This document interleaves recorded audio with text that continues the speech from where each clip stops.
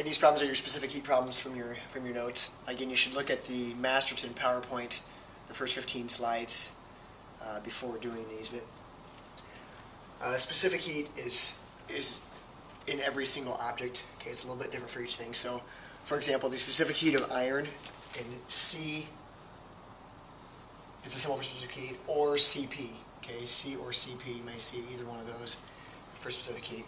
For iron, the specific heat is 0.446 joules per gram per degree Celsius. And what that means is it takes that many joules of heat to raise the temperature of 1 gram of iron 1 degree Celsius. That's not very much heat to make 1 gram of iron raise up 1 degree Celsius. That's why iron changes temperature so easy on a hot or cold day. Okay, it transfers heat very, very quickly. Whereas water specific heat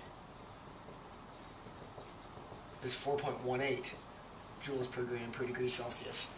So it takes 4.18 joules of heat to make 1 gram of water change 1 degree Celsius. It takes a lot more heat to change temperature of water than does change temperature of iron. That's why a pool on a hot day does not fluctuate a whole lot. It takes a lot of heat to make that temperature raise a small amount.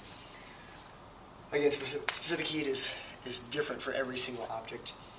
So here's your 3 example problems here.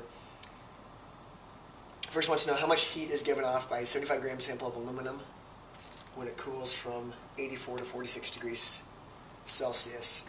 And here's your specific heat. So here's your formula. Q equals mc delta T. So Q is your amount of heat or your thermal energy in joules or kilojoules.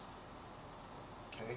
If Q is positive, that means it's an endothermic process. There is heat going into the substance from the surroundings. If Q is negative, that means heat's being given off to the surroundings. All right. So in this case, the temperature is going down. That means that the aluminum is giving off some heat to the surroundings, whatever it's in. This is your mass in grams, your specific heat, and your change in temperature in degrees Celsius. So in this case, our Q equals 75 times 0.899 times our change in temperature, which would be 84. Actually, I usually go final minus initial. So 46.7 is our final, minus 84 is our initial. So that's going to make our Q negative, which means it's an exothermic process. Heat is being released from the substance, from the aluminum, to the surroundings. When you do that, you get negative 2510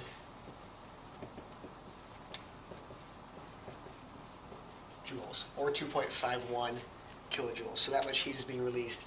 If you had more aluminum, changing that much temperature, it'd be more heat to be released. Second problem here. Again, same type of formula.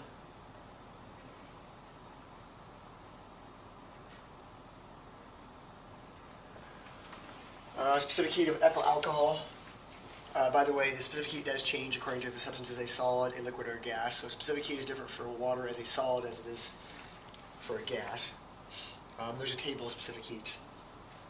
So again, we're going to go Q equals mc delta T.